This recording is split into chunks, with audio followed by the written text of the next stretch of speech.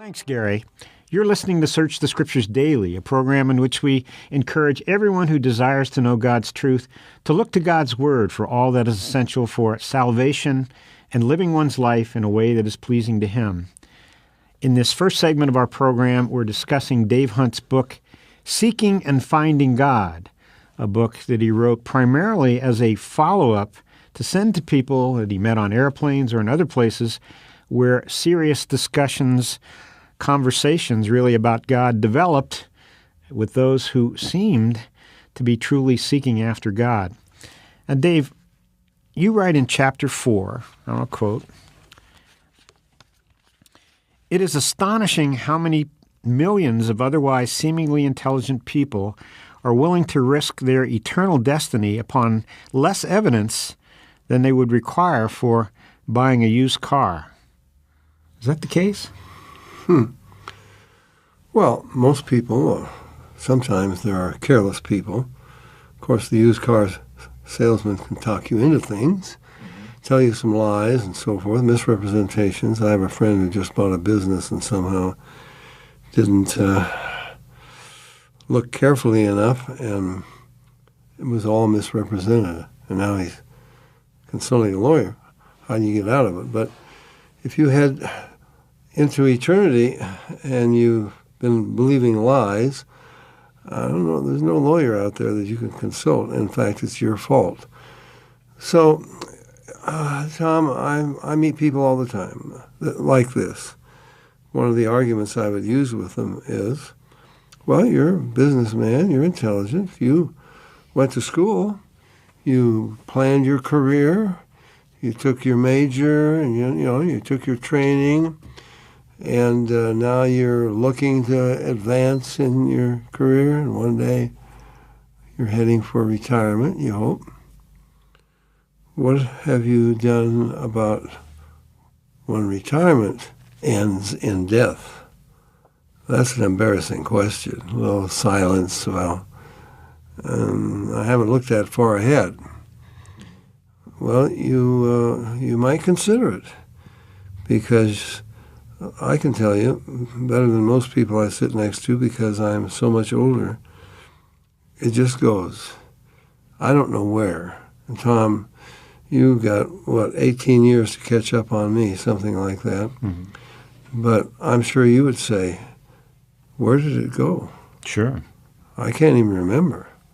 And it's gone. It's like a vapor, James says. Okay, so it's amazing. I'm going to spend eternity. It's much longer than this life, and we can prove it. Why don't people prepare for eternity? Good question. Yeah. Dave, you have Thomas Hobbes here, a mathematician, philosopher of the 17th century, and you note that he spent his whole life looking at the social system, looking Right. how man lives, looking at noticing the evil within man and trying to resolve some of those issues. But you have a quote here by him. He says, "Now I'm about to take," this is as death was approaching, he said, "Now I'm about to take my last voyage, a great leap in the dark." It's a terrible way to go into eternity, Tom. Why would you wouldn't take a leap in the dark on this earth. Mm-hmm. I mean, you would be very careful. So let's get some lights on here. I'm not going to jump. Mm-hmm. I once was lost. Well, I got lost because I was in a forest, heavy forest, where the big storm had gone through there 50 years ago, uprooted the trees. These are huge pines and Douglas fir, and left holes where the roots had come out. And I made my way to the top, and I fell in a hole, and I must have hit my head, because after I laboriously made my way to what I thought was the other side, the stream was running in the wrong direction. I had gone down the same way, okay? Well, I came to, and I had no flashlight, I came to the end of some logs, and I don't know what's down there. And I'm not going to take a leap, but here's Thomas Hobbes. He's leaping into eternity. Mm. And Dave, for some of our listeners, viewers, for the past number of weeks, we went over the options. Some people say, well, there's nothing at the end, so who cares? It's just when you're dead, you're dead. Now, we've dealt with those issues.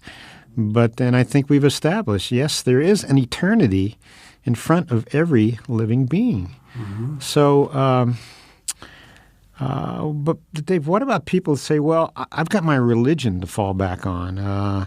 There are lots of religions, lots of ideas, everything from Valhalla to the happy hunting ground to nirvana, moksha, all these things. How do you know that your religion is right? That's the question. Mm-hmm. They contradict one another. Most religions do, unless they're pretty close to Christianity, and then they're talking about Catholicism, for example. And you were Catholic. You know that a Catholic doesn't even know where he's going. Probably going to be purgatory. Well, that's the hope. Right. If indeed purgatory is a reality, which the scriptures don't support that. But how can you be sure, as a Catholic, that you're not going to commit a mortal sin just before you die? You can't. The Pope couldn't. We've talked about it. We have quotes from archbishops and so on. That's the sin of presumption. At least it used to be. Well, I quoted in, I don't know whether it's in this book, probably not, another one. I quoted Cardinal O'Connor from New York, and this was from the Wall Street Journal. And they quoted him as saying, I don't know where I'm going when I die. The Pope, that was John Paul II then, the Pope doesn't know, neither does Mother Teresa know. Well, I would say if the Pope doesn't know where he's going, I mean, what about his followers? The Pope was just here, the new Pope. He did leave a blessing for peace and so forth. It's not going to bring peace. Now, if they don't even know where they're going when they die, how can you be sure? Well, they know where they want to go, but there's no assurance. Right. That's the belief of Roman Catholicism. Right. The problem is they're trusting the church to get them there. And Jesus Christ said, I am the way, the truth, the life. No man comes to the Father but by me. Mm-hmm. Now, you better, Tom, I was sitting next to a couple of Catholics, husband and wife, and on the plane, they got a little upset because they thought I was a priest studying the Bible and so forth. And which, Dave, seriously, that doesn't happen too often. Right. Not that there aren't exceptions, but they would be exceptions. Be a prayer book. Mm-hmm. Well, maybe they didn't look closely. They thought it was a prayer book. But they wanted to know, are you a priest? Oh, you're a pastor? No, what are you doing? Well, I'm doing some research, and I said, I can tell you're Catholics, and in fact, I have right here in my file a letter from a Catholic lady.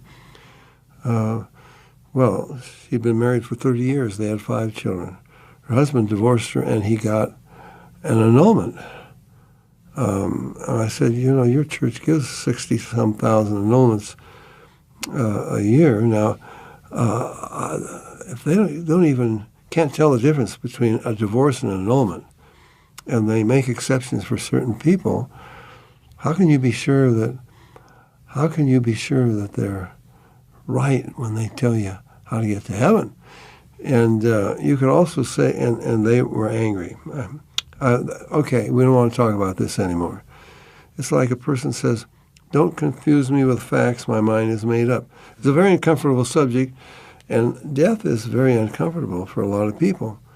Well, then maybe we better face it. Mm-hmm. Well, Dave... For more information about the Berean Call, call us toll-free at our order number or visit our website,